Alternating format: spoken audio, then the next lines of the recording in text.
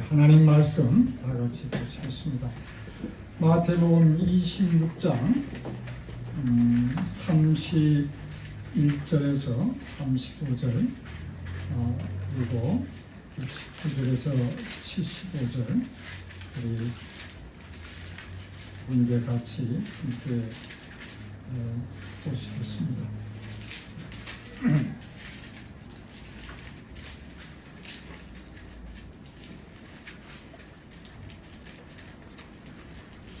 마태복음 26장 31절에서 35절 말씀 제가 봉독해 드립니다. 때 예수께서 제자들에게 이르시되 오늘 밤에 네가 다 나를 버리리라 기록된 바 내가 목자를 치리니 양의 떼가 흩어지리라 하였느니라. 그러나 내가 살아난 후에 너희보다 먼저 갈릴리로 가리라.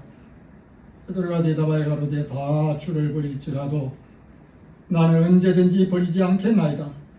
예수께서 가라사대 내가 진실로 내게 이르노니 오늘 밤 다 울기 전에 네가 세 번 나를 부인하리라.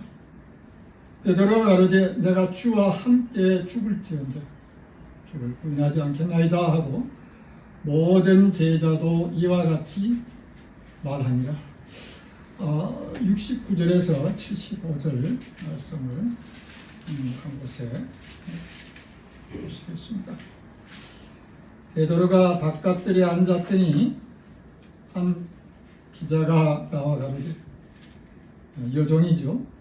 너도 갈릴리 사람 예수와 함께 있었도다 하거늘 베드로가 모든 사람 앞에서 부인하여 가로되 나는 내 말하는 것이 무엇인지 알지 못하겠노라 하며 안문까지 나아가니 다른 기자가 저를 보고 거기 있는 사람들에게 말하되 이 사람은 나사렛 예수와 함께 있었도다 하며 베드로가 맹세하고 또 부인하여 가로되 내가 그 사람을 알지 못하노라 하더라. 조금 후에 곁에 섰던 사람들이 나와 베드로에게 이르되 너도 진실로 그다 아니라 내 말소리가 너를 표명한다 하거늘 저가 저주하며 맹세하여 가로되 내가 그 사람을 알지 못하노라 하니 닭이 곧 울더라.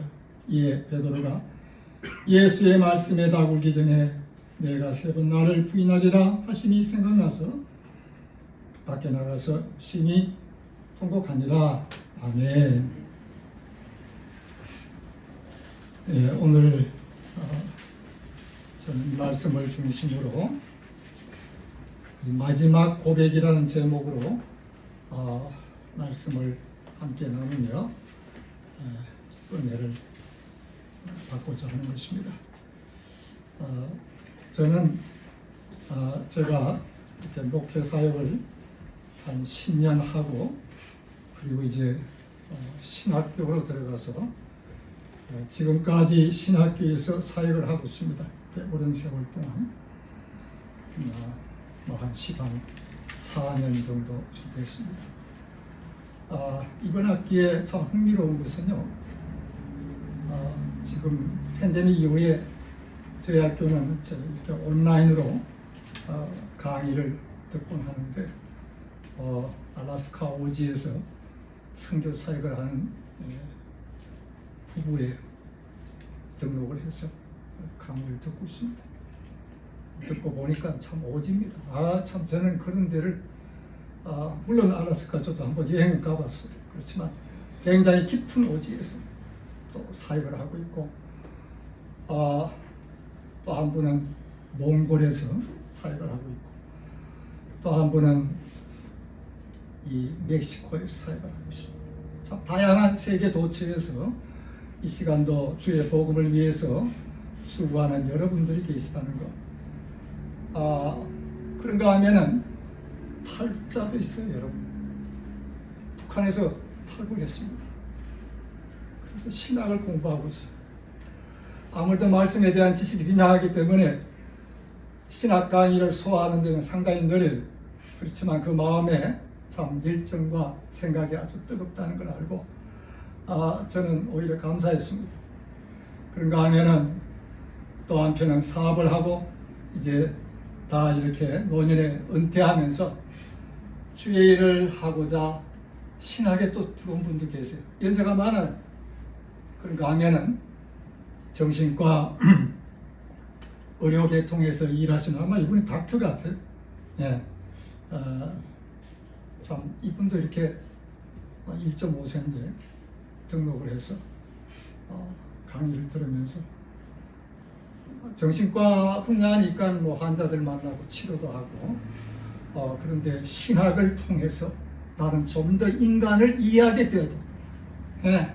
하나님이 사람을 어떻게 지으셨는가 놀랍다는 거예요. 예. 자기는 정신과 분야에서 많은 지식을 습득했지만 이 하나님의 말씀이 우리 사람에게 어떻게 어플라이 적용되는가 하는 걸 자기는 깨닫고 그 신학을 더 자기는 엔조이하게 되었다. 저한테 사적으로 편지가 왔습니다. 예. 어떻든 우리는 하나님의 말씀을 공부한다는 이 자체는 즐겁고 복된 시간입니다. 함께 이 시간 말씀을 들으면서 저와 여러분이 하나님 앞에 함께 은혜 받는 시간이 되길 바랍니다. 우리 잠깐 기도하고 말씀을 보십시다. 고마우신 주님, 오늘 이 시간 부족한 종이 감히 이 말씀을 들고 이 강단에 섰습니다. 주께서 붙잡아 주시고 주의 백성들을 향하여 주시고자 하시는 하나님의 말씀이 우리 모두에게 은혜가 되고 깨달음이 되고 이 말씀이 주의 말씀 되게 하여 주옵소서. 예수님의 이름으로 기도했습니다. 아멘. 자, 우리는 이 세상을 살면서요 많은 사람들을 만나게 됩니다. 그렇죠? 네, 저도 이제 나이가 70이 다가왔어요. 70년 살면서 참 많은 사람들을 만났습니다. 태어나면서 부모님 만났죠. 학교에 가서 친구들 만나고 공부하느라고 또 그 어려운 유학 생활의 와중에 여러 사람들을 만났습니다.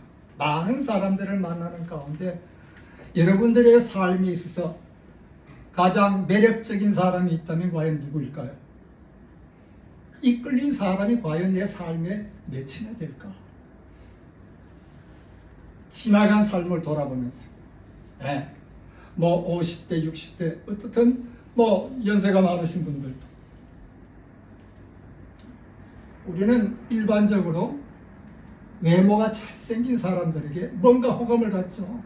그리고 탁월한 재능을 지닌 사람들에게 매력을 느낍니다. 뭐 이를테면은 축구선수 박지성, 손흥민,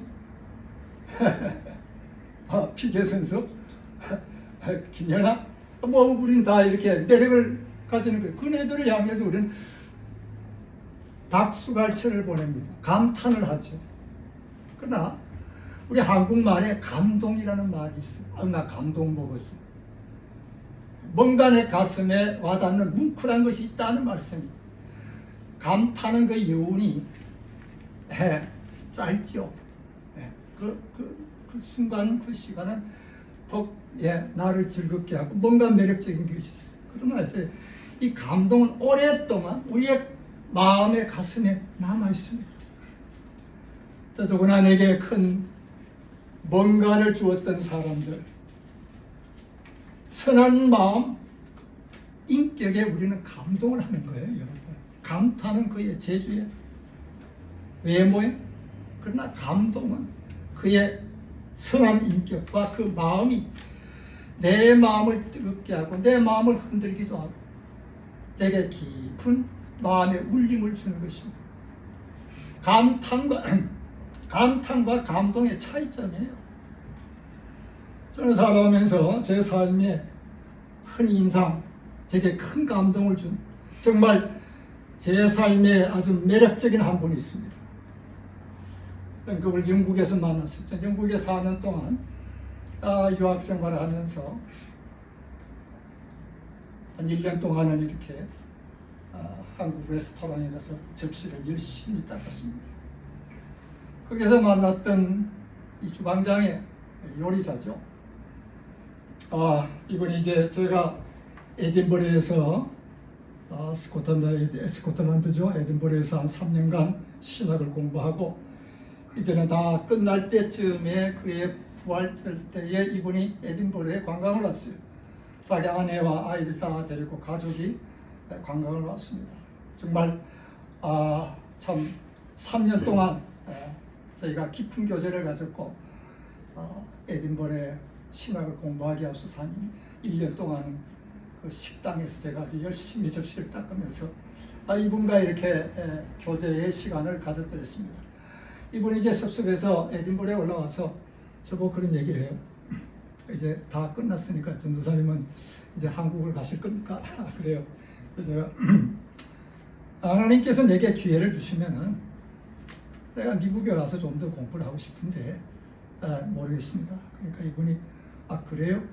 내가 미국 가는 항공료를 다 내가 준비할 거니까 졸업을 하고 모든 걸 정리를 해서 런던에 와서 내 집에서 한 2, 3일 머물다가 미국으로 떠나가십시오 그러더라고요. 그래서 저는 이제 다 정리를 하고 런던으로 이제 내려왔습니다. 학교 과정은 다 끝냈어요. 그래서 한 2, 3일 동안 그분의 집에서 같이 머물면서 함께 시간을 갖고 떠나기 전날 밤에 이번에 내게 이제 티켓을 쥐어주는 거예요. 우리 아이들 둘하고 우리 전 가족의 항공료가 상당히 비싼 항공료였습니다. 그분이 한 달 월급에 네 가족의 항공료를 티켓을 저에게 지어주는데 정말 가슴이 뜨겁더라고요. 이분과 나와는 아무 상관도 없고 무슨 형제도 아닌데 어찌 보면 삶의 노정에 만났던 참 어찌 보면 스쳐 지나가는 사람인데 제게 이런 호의를 베풀다니 너무 마음이 뜨겁고 참 고마워서 내가 이 은혜를 어떻게 갚으랴 그랬어요. 그러니까 이분이 제가 한 얘기가 이 말입니다. 내게 갚을 생각하지 말고 훗날에 좋은 목사가 되어져서 때로는 어려운 사람들을 만나면은 도와주는 것이 내게 갚음이 되는 것입니다. 저는 그 한마디에 그냥 충격을 받았습니다. 바라는 건 아무것도 없다는 거죠. 또 다른 사람들에게 도움이 필요한 자에게 손을 벌려 그를 돕고 하는 것이 내게 갚음입니다. 저는 평생 그분의 그 한마디를 잊을 수가 없어요. 그 누구보다도 깊은 제 마음에 감동과 울림과 교훈을 남겨줬습니다. 물론 주님의 말씀에 하나님 말씀이죠. 우리는 성경 말씀에 약자를 돕고 가난한 자를 돕고 과부를 돕고 주님의 말씀에 다 나와 있는 얘기. 우리 모두가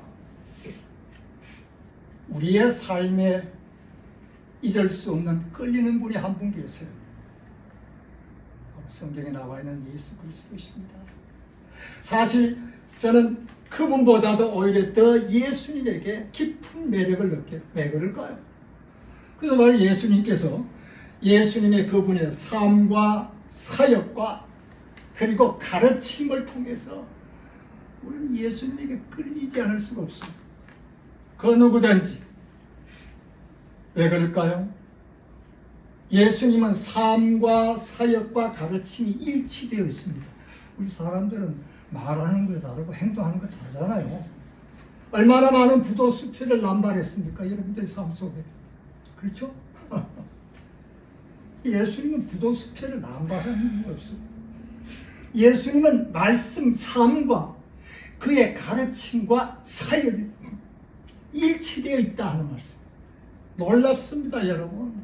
그 어느 누구도 이 땅에 살았던 인간으로서 그의 모든 삶이 일치된 삶을 살았던 자는 아무도 없어요. 우리 마음속에 꿈틀거리는 이 죄성, 이것을 다스릴 자는 아무도 없습니다. 그러나 예수님은 본래 죄 없으신 분으로서 우리의 모든 죄를 대신 짊어지시고 십자가에 돌아가셨다, 죽으셨다라고 되어 있어요. 자, 우리는 주님의 삶이 그럼 어떤 삶이었지? 성경에 보니까요, 예수님은 그 복음서에 이런 말씀을 하세요. 건강한 자에게는 의원이 쓸데없고 병든 자에게 쓸 때 있나니. 당연한 말씀이죠. 아니 건강한 사람에게 무슨 의사가 필요합니까? 병든 사람에게 의사가 필요한 거죠. 이 말씀 속에서 우리는 예수님의 마음이 어디에 가 있는가를 보는 거예요. 어디에 가 있는가를. 목회자는 늘 양떼들에게 마음이 가 있어요. 지금 우리 이상민 목사님 한국 와 있는데 예배 시간 아마 기억할 겁니다. 양들을 기억할 거예요. 예수님의 마음은 병든 자에게 늘 가 있어요. 약자에게, 가난한 자들에게, 아픔을 당하는 자들에게. 여러분들의 마음은 과연 어디 있을까요? 한 번은 주님께서 제자들이 모인 자리에서 대야에 물을 떠다가 허리에 수건을 들으시고 제자들에게 와서 그 더러운 발을 씻겨줬습니다. 여러분, 제자들의 발을 씻기려면 무릎 꿇어야 돼, 안 꿇어야 돼? 모르는가 봐요, 동료들. 무릎 꿇어야 돼요, 여러분. 내가 선생이 되어, 내가 너희의 주와 선생이 되어 너희의 발을 씻겼으니 너희도 가서 이와 같이 하라. 충격적이에요, 여러분. 이것이 바로 리더십의 시작이 어디에서 나온가를 보여주는 귀한 말씀입니다. 리더십은 섬김에 있어요. 교회도 마찬가지입니다. 이 교회 공동체라는 것, 섬김이 없다면 그 사람은 리더십의 자리를 내려놔야 됩니다. 오늘 우리 한인회 마찬가지예요. 내가 리더가 되고자 한다면 내 마음속에는 기꺼이 다른 사람을 섬기는 것을 기쁨으로 삼고 있는가, 그것부터 먼저 점검해야 돼. 우리 정말로 감투라고 그러죠. 그거 쓰는 거 좋아하지 말고 정말 내 마음속에는 다른 사람들을 섬기기를 기뻐하는, 즐겨하는 마음이 있는가, 그 사람만이 진정한 리더가 되는 겁니다. 이건 교회 공동체뿐만 아니라 일반 세상에도 그대로 적용되는 거예요. 아멘이세요? 예, 일반 세상에 다 적용돼요. 기꺼이 기쁨으로. 저는 그 앞전에 잠깐 말씀드렸지만 그 식당에 들어가서 이렇게 일을, 영국 유학은요 84년도에 제가 갔는데 여대생들은 오면 외출했어요. 대학생들이 오면은 접시 닦아요. 한 2주를 못 견뎌요. 굉장히 험한 일이에요. 그러니까 와서 들락날락하지. 그러나 저는 그분을 아주 깍듯하게 말 그대로 섬겼습니다. 나는 접시 닦으러 들어간 사람, 이 사람은 주방의 대장인데 내가 이 사람을 섬겨야지. 정말 깍듯하게 형님처럼 오셨어요. 아마 그것이 훗날에 이분에게 저에 대한 깊은 인상을 주었던 것 같습니다. 뿐만 아니라 주님은 가늠 중에 붙잡힌 예수님께서 뭐라고 말씀하십니까? 나도 너의 죄를 정치하네. 다시는 가서 출범하지 마라. 예수님 죄를 미워하시지만 죄는 불쌍히 여기시는 분이에요. 얼마나 멋있는 분이에요. 그렇죠? 죄가 밉죠. 자신감이 말이죠. 격기로 나갈 때 얼마나 밉습니까? 네, 쥐어받고 싶어. 그러나 우리가 자식이기 까닭에 끌어안잖아요. 불쌍히 여기잖아요.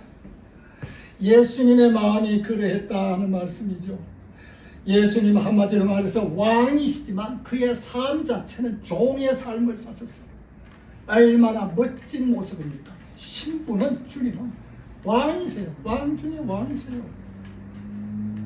그러나 삶 자체는 종의 삶을 사셨다는 말씀. 예수님은 우리 모든 사람들에게 과연 매력적인 분입니다. 여러분 알고 보면. 만 아니라 그분의 사역 한번 들어가 볼까요? 예수님께서는 한 번은 중풍병자에게 뭐라고 말씀해요? 내 죄 사함을 받았느니라. 세상으로 하여금 인자가 죄 사하는 권세가 있음을 알게 하려 하느니. 죄 사함의 권세? 아니 죄가 뭘까요? 영혼의 질병입니다. 쉽게 얘기하면 죄 그러면 굉장히 추상적이에요. 아유, 죄가 뭐 도둑질하고 사람 죽이고 뭐 간음하고 이걸 죄로 생각하는. 죄라는 것은 여러분 말 자체가 상당히 추상적입니다. 조금 더 쉽게 우리 육신의 질병이 있듯이 영혼의 질병이에요. 이게 질병은 들락날락 하는 거예요. 육신이 약할 때 질병이 틈타지 않습니까? 영혼의 질병이 그러하다는 말씀.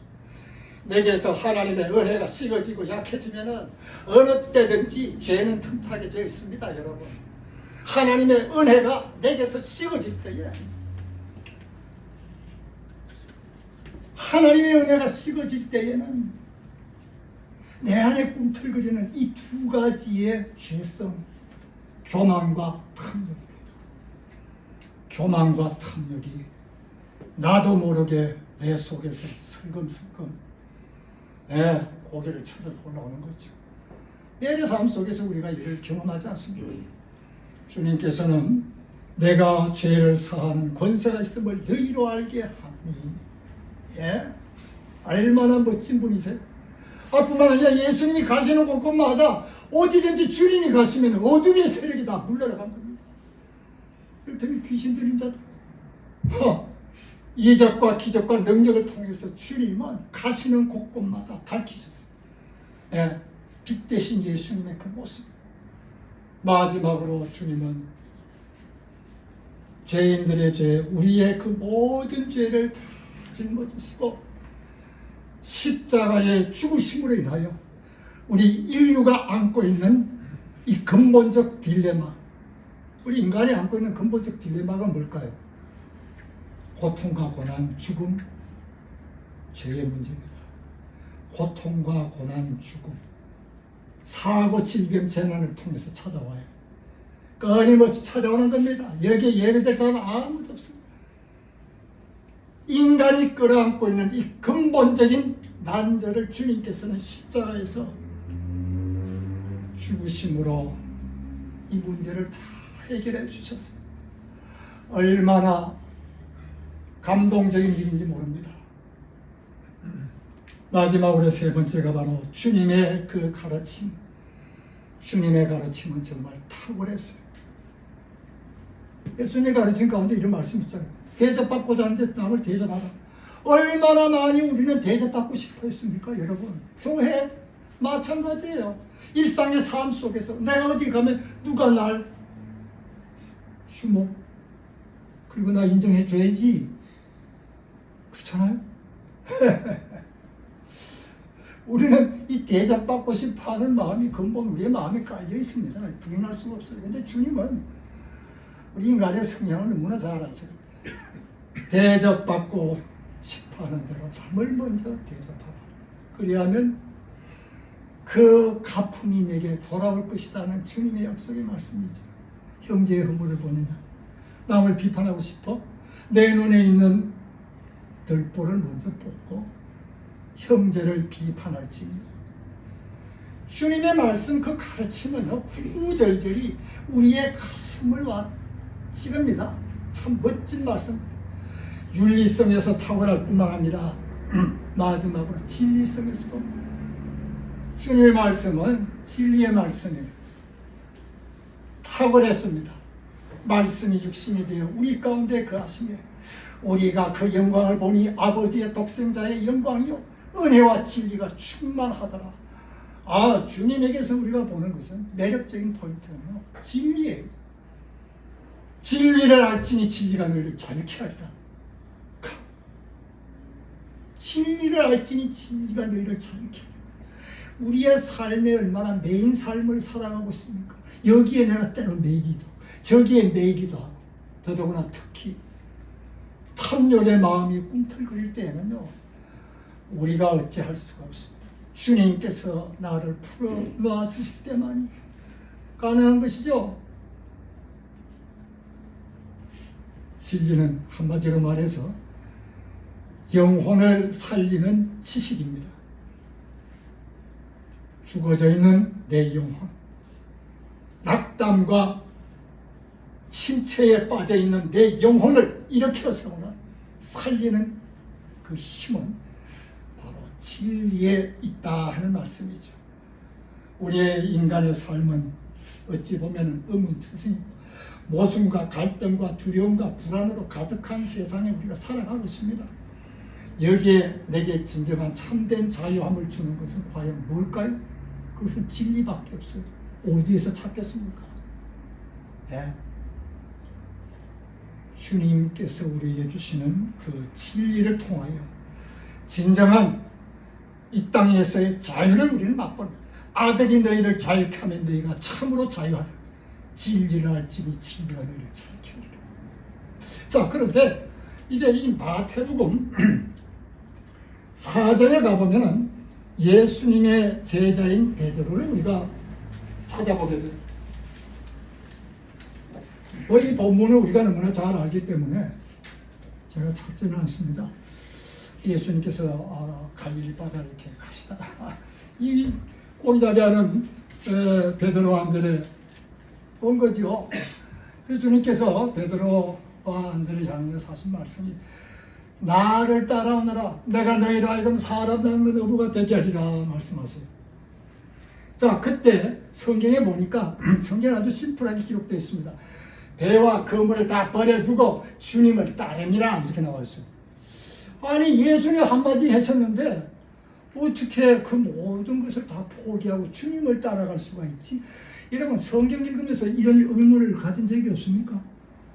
성경에 보니까 그렇게 했대가 아니라, 아니, 예수님이 과연 끌리는 것이 뭐가 있길래, 무엇이 안드레와 베드로에게 과연 주님이 매력적인 존재로 그렇게 등장했을까? 궁금해 보신 적이 있습니까, 여러분? 쉽게 결단을 내리는 사람들은요, 쉽게 포기하는 자들이에요. 근데 저는 그 성경 본문 읽을 때마다, 처음 예수 믿고 그 본문 읽을 때마다 늘 궁금했어요. 아니, 무엇 때문에 이들이 자기의 것을 다 내던져버리고 주님을 따라갔지? 나중에 하나님의 말씀을 공부하고 읽으면서 제가 깨달은 바가 그것이었습니다. 앞전에 말씀드린 예수님의 삶이 그러하였고, 예수님의 사역이 그러하였고, 주님의 가르침이 그러했습니다. 예수님을 참으로 믿고 나면은 주님의 삶이, 주님의 가르침이, 그 사역이 우리 모두에게 깊은 감동과 매력으로 다가옵니다. 그 말씀 하나하나가 그걸 음미하시면서 주의 말씀을 읽으시기 바랍니다. 자, 우린 복음서에 보니까 예수님께서 베드로의 장모의 열병을 고쳤어요. 뿐만 아니라 그 죽은 소녀를 주님께서 일으키실 때에 베드로와 야고보, 요한 세 제자만 따로 데려다가 같이 방에 들어가서 주님께서는 그 죽은 아이를 일으켜 살렸습니다. 마태복음 17장에 가보면은 변화산의 그 사건이 나오는데, 이 변화산에서 예수님의 그 광채나는 모습을 베드로, 안드레, 요한 세 제자만이 경험을 했습니다. 변화산에 영광스러운 그 주님의 모습을 본 거예요. 여기가 좋사오니 그랬죠. 마태복음 16장에 보면 예수님께서 제자들 향하여 이런 질문하세요. 사람들은 나를 누구라 하느냐? 너희는 도대체 나를 누구라 하니? 그때 베드로가 제자들을 대표해서 그런 고백을 하나, 주는 그리스도시요 살아계신 하나님의 아들이십니다. 예수님께서 그 베드로의 고백을 아주 기쁘게 받으셨어요. 바요나 시몬, 내가 보겠다. 너는 베드로라, 내가 이 반석 위에 내 교회를 세우리니 음부의 군세가 이기지 못할 것이야. 이 놀라운 축복입니다. 베드로라는 이 반석이라는 별명을 얻고 예수님의 제자 베드로는 말 그대로 주님의 수제자가 된 거예요. 수제자가. 여러분, 그런데 오늘 이 본문 마태복음 26장을 가만히 들어와 보면은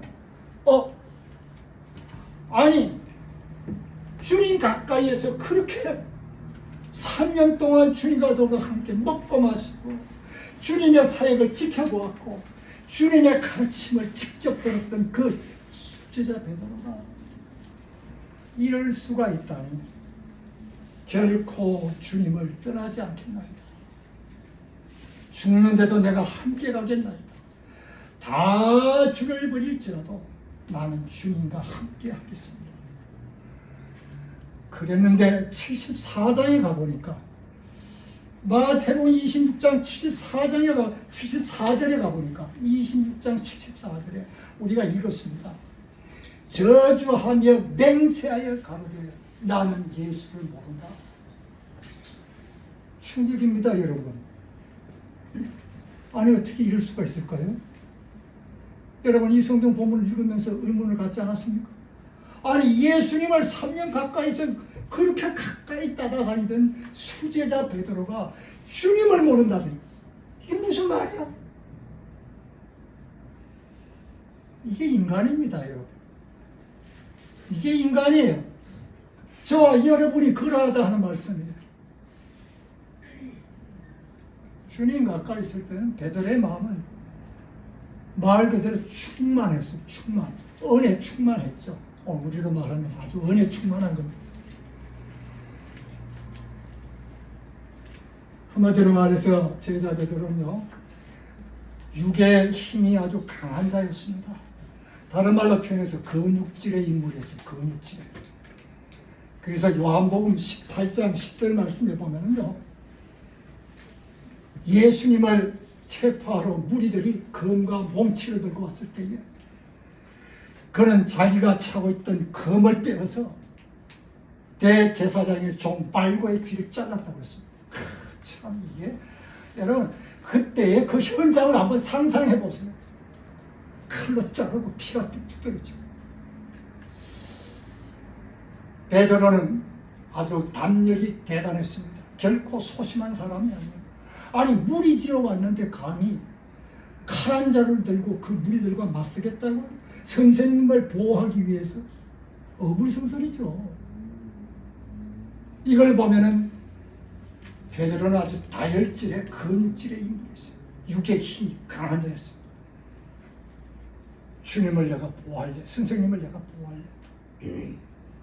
그랬던 베드로가 아니 여종 앞에서 초라한 모습으로 무너지는 것을 보지 않습니까? 오늘 저주하며 맹세하여 나 모른다. 아니 여종 앞에서 여러분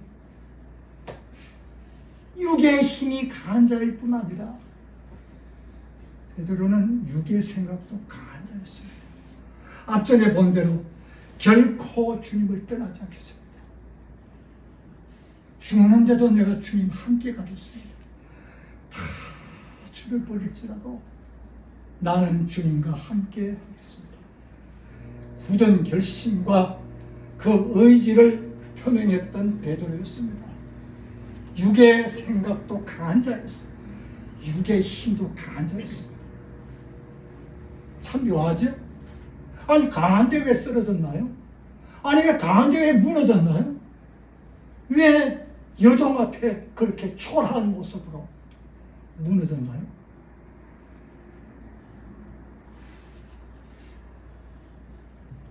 베드로는 육의 힘과 육의 생각으로 예수님을 따르는데 실패한 자입니다. 육의 힘과 육의 생각으로 주님을 따르다가 실패한 자의 전형적인 모습이에요.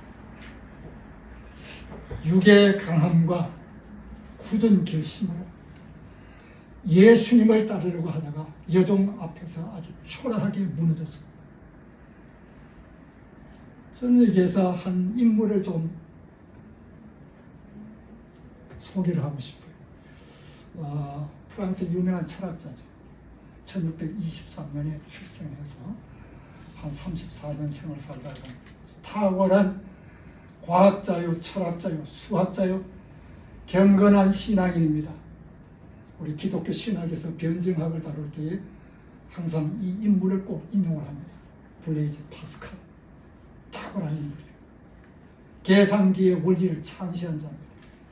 기하학, 이미 12살 때에 그는 기하학의 원리를 창시했습니다. 대기의 무게를 측정하는가 하면 그는 과학자로서 수학자로서 철학자로서 더 나아가서 인생 말년 나이 31살에 그는 회심하고 예수 그리스도에게 마음을 돌이켜 기독교 신앙을 갖고 그가 좋아했던 수학과 과학 실험을 다 던져버리고 성경 한 권을 들고 프랑스의 포르 로이알 수도원으로 들어갑니다. 우리가 말하면 지금 기도원이에요. 기도원 들어가서 성경 말씀을 묵상하면서 그가 짤막짤막하게 썼던 그 단장이 유명한 탕세라는 명상록 책자입니다. 읽어보셨어요? 읽어보시지 않았다면 한 번은 읽어볼 만해요. 한 번은. 인간의 어떤 존재인가를 아주 예리하게 그는 분석을 하고 있습니다. 그가 이 명상록에서 탕세에서 무슨 얘기를 하냐면요. 인간은 모순과 갈등의 존재라고 했어요. 참 그 말 속에 모든 게 다 담겨 있어요, 여러분. 모순과 갈등의 존재라는 말이 인간이 그럼 나 예수 믿고 나서 새로운 피조물이 됐는데 나 중생했는데 그런데 그 모순과 갈등의 찌꺼기가 남아있을까? 안 남아있을까요? 남아있습니다, 여러분. 예수 믿고 구원받고 중생했는데도 불구하고 우리 안에 남아있는 이 찌꺼기, 모순과 갈등의 찌꺼기, 성경을 신학적으로 그 죄성이라고 얘기하고 있습니다. 모순과 갈등의 존재라고 얘기하면서 그가 이런 얘기를 했습니다. 인간은 쉽게 믿으면서도 의심이 많고 대담하면서도 비겁하다. 베드로의 모습이죠. 칼을 들고 말고의 귀를 잘랐던 그 대담함, 열정. 그러나 여종 앞에 초라하게 무너지는 그의 비겁한 모습. 아주 이 블레이즈 파스칼은요 참 예리한 인물이에요. 굉장히 흥미로운 내용들이 참 많습니다. 강한 것 같으나 약하고 지혜로운 것 같으나 어리석은 것이 인간입니다. 예, 우리는 평생 기억하셔야 돼요. 나 예수 믿고 10년, 20년, 30년 되고 뭐 혹은 어떤 나 교회 직분 맡았고 아니요, 천만에 목회자라고요. 똑같습니다, 여러분. 파스칼은 그의 명상인 탕세 명상에서 이런 얘기를 했어요. 인간은 변덕스럽기가 피아노의 건반만큼이다. 변화무쌍하다. 아니 피아노 건반이 몇 개예요? 음이 다 다르지 않습니까?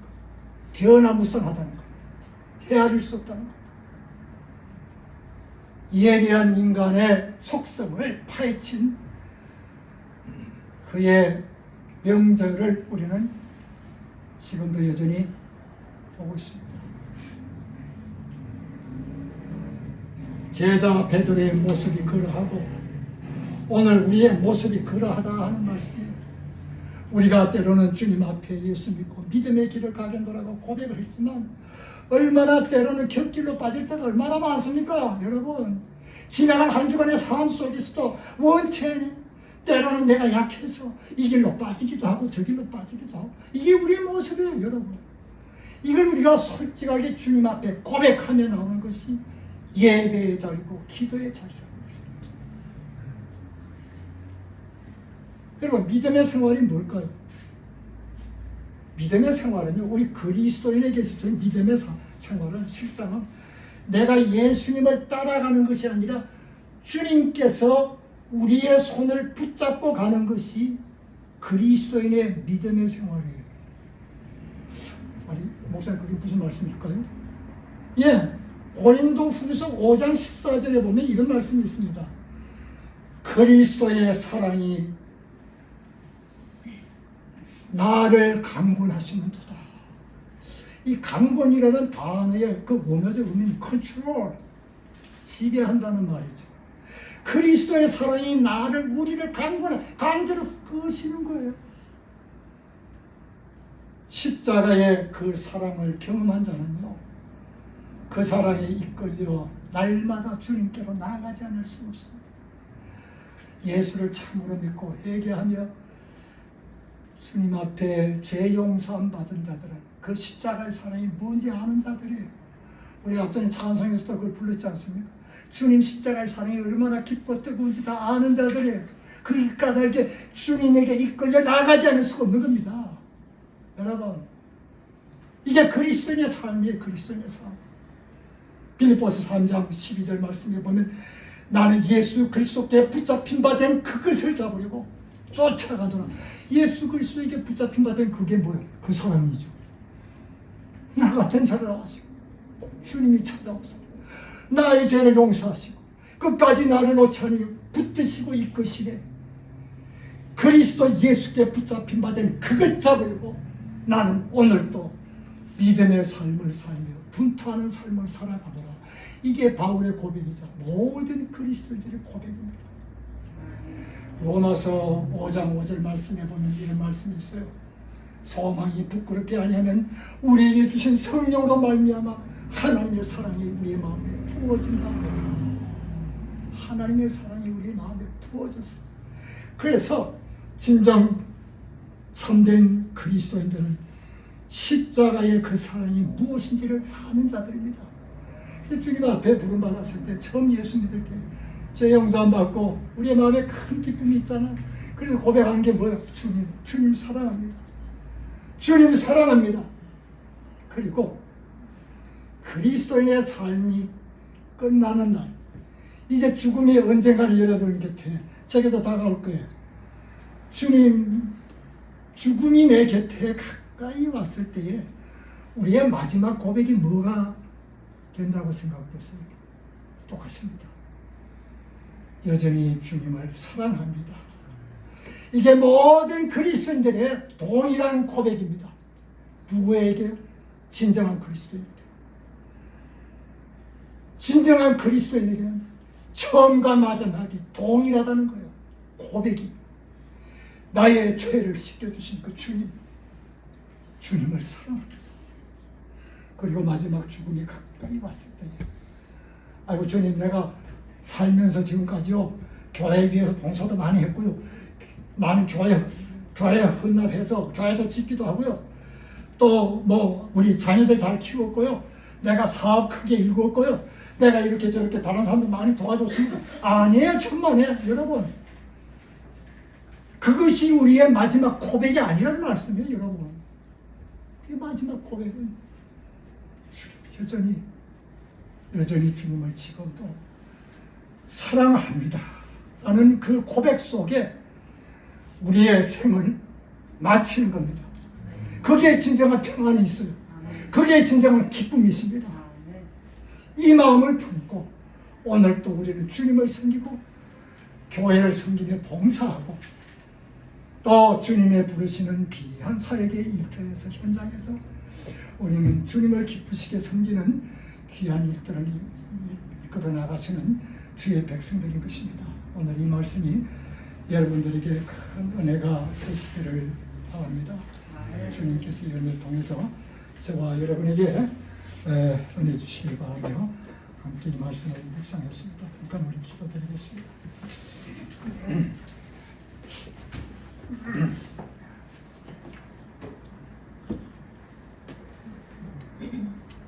오늘 이 말씀을 묵상하시면서 잠깐 한 2분 동안 우리 자신을 돌아보고 정말 내 마음속에 주님 주신 사랑을 품고 또 마지막까지 나의 고백이 주님 사랑합니다 라는 이 고백이 될 수 있도록 주님 나를 끌어주옵소서. 우리 잠깐 기도드리겠습니다. 우리 다 함께 기도드리겠습니다. 고맙습니다.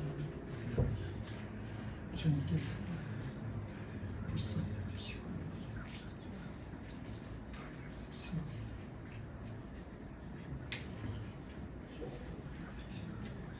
우리를 생각해 하시며 주님 앞에 끝까지 들고 나아가는 주의 자녀들에게 주시옵소서.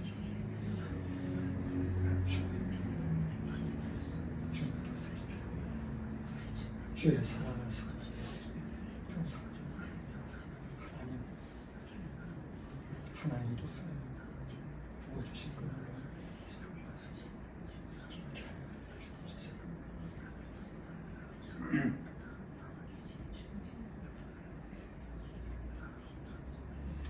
사랑의 주님, 은혜를 감사드립니다.